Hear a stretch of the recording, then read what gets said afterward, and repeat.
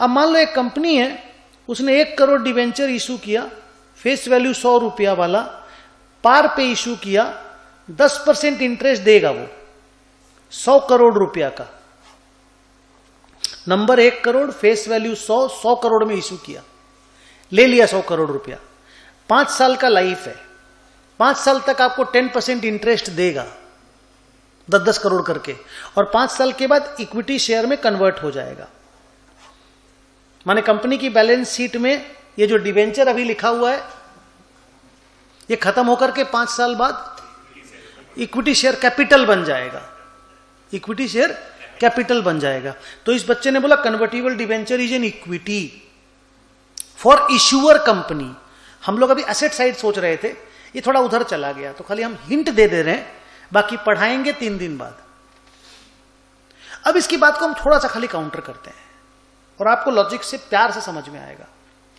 हम लोग इसको ऐसे बोलते हैं कि एक convertible debenture is a compound financial instrument which is थोड़ा सा लायबिलिटी और थोड़ा सा इक्विटी। आप कमेंट करो, आप देख के कमेंट कर पाओगे।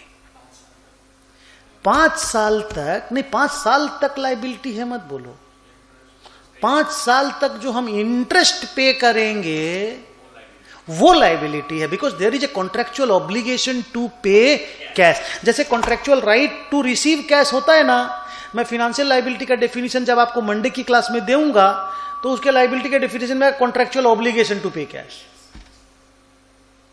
और फील आपको आने लग भी गया होगा इससे।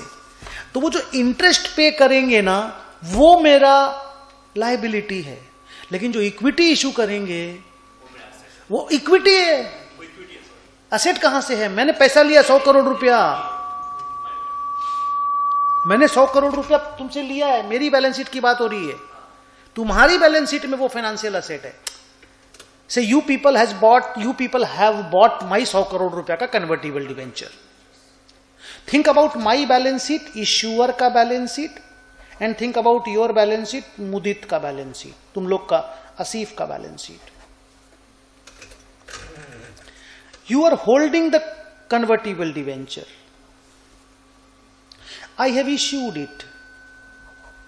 मेरे बैलेंस शीट में लायबिलिटी साइड में है, मैं नहीं बोल रहा लायबिलिटी है, मैं बोल रहा मेरे बैलेंस शीट में लायबिलिटी साइड में है, तेरी बैलेंस शीट के एसेट साइड में है।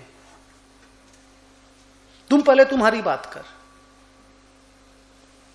क्या तुम्हारे ये वाला बॉन्ड है, एकदम इसका कैरेक्टरिस्टिक्स यही है, क्या तुमको contractual right to receive cash है? Do you have a contractual right to receive cash if you hold this? बोलो हाँ सर है, 5 साल तक 10-10 करोड़ रुपया मिलेगा, बोलो ना मिलेगा। Plus do you have a contractual right to receive another financial asset? बोलो है, इसका मतलब ये एक फाइनेंशियल असेट है, बोलो हाँ, और ये एक पूरा फाइनेंशियल असेट है, पूरा तेरे लिए फाइनेंशियल असेट है, it's a complete financial asset for you. But मेरे लिए ना तो ये पूरा लायबिलिटी है, ना ही ये पूरा इक्विटी, असेट मत बोलो, हाँ, ना तो ये पूरा लायबिलिटी है ना ये पूरा इक्विटी है, क्योंकि मुझे थोड़ा सा कैश पेमेंट भी करना है और थोड़ा सा इक्विटी इशू भी करना है। बोलिए हाँ या ना? तो कन्वर्टिबल डिवेंचर के केस में मैं अगले 5 साल तक तुम लोगों को इंटरेस्ट का पेमेंट कैश में करने वाला हूं। M I कॉन्ट्रेक्चुअली obliged to pay cash? बोलो हाँ या ना? एंड एम आई, ध्यान से सुनना, am I going to give you fixed number of equity shares? इसमें एक फिक्स्ड नंबर बहुत इंटरेस्टिंग चीज प्ले करेगा, जो हम बोले ना आपको नहीं पढ़ा पाएंगे, 3-4 दिन के बाद पढ़ाएंगे। अब जब मैंने तुमको ये 1 करोड़ डिवेंचर इशू किया है तो तुमको कितना शेयर अलॉट करेंगे ये भी तो बताया होगा कि भाई this debenture will be 1 crore debenture issue किए ना, तो ये 1 करोड़ डिवेंचर मान लो फ्यूचर में 3 करोड़ इक्विटी शेयर बनने वाला है। क्या बोला? ये 1 करोड़ डिवेंचर फ्यूचर में 3 करोड़ इक्विटी शेयर बनने वाला है। क्लियर है? सुन करके जाओ। तो ये जो कन्वर्टिबल डिवेंचर है मेरे बैलेंस शीट में थोड़ा हिस्सा 100 करोड़ रुपए हम तुमसे लिए है ना, तो हमने लिखा है ना bank account debit to convertible debentures 100 crore. इसको हम कहां लिखेंगे? बोलना मत। हाँ, तुम नहीं जानते, तुमको सीखना है ये।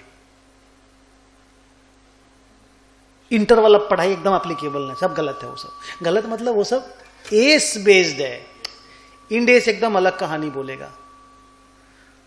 तुम जो बोले वो भी गलत था, ठीक है? राइट क्या है मुझे बोलने देना। सर दिखाना कहां पे है? इसके अमाउंट को 2 फाड़ करना होगा। एक अमाउंट निकला मान लो 31 करोड़, एक निकला 69। ये कैसे निकलता वो पढ़ाई है, अभी मत पूछना, 3 दिन बाद पढ़ाएंगे। तब तक ये सारा माहौल बनाने में टाइम लग जाएगा। 100 करोड़ को 2 पार्ट में डिवाइड करेंगे, 31 करोड़ और 69 करोड़। 31 करोड़ को लिखेंगे लायबिलिटी के अंदर, 69 करोड़ को लिखेंगे इक्विटी के अंदर। इसीलिए कन्वर्टिबल डिबेंचर को कंपाउंड फाइनेंशियल इंस्ट्रूमेंट बोला जाता है।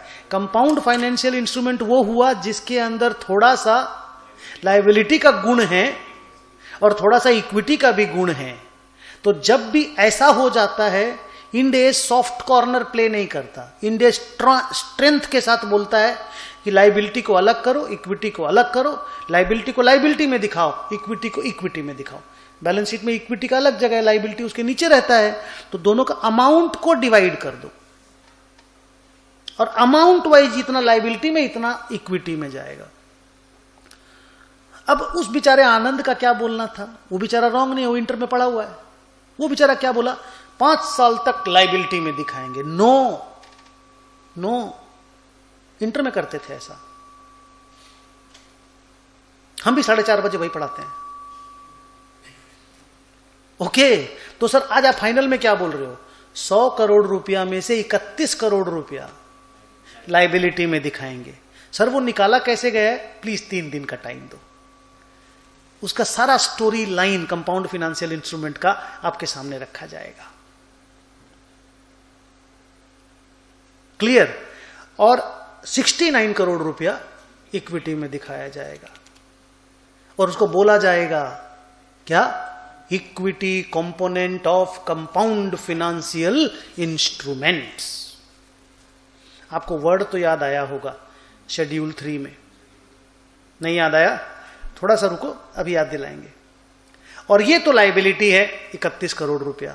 तो वो फंडा खत्म हो गया बेटा कि कन्वर्टिबल डिवेंचर 5 साल तक कन्वर्टिबल डिवेंचर के नाम से बैलेंस शीट में रहेगा लायबिलिटी साइड में। Answer is no, no and no. क्योंकि कन्वर्टिबल डिवेंचर के अंदर 2 कैरेक्टरिस्टिक है, लायबिलिटी का भी और इक्विटी का भी, तो उसका अमाउंट को डिवाइड कर दिया जाएगा। प्रोसेस इंड एस 109 बताएगा, हम तुम लोग को बताएंगे क्योंकि हमको इंड एस 109 ने बताया है। क्लियर? और अमाउंट को अलग अलग दिखलाएंगे।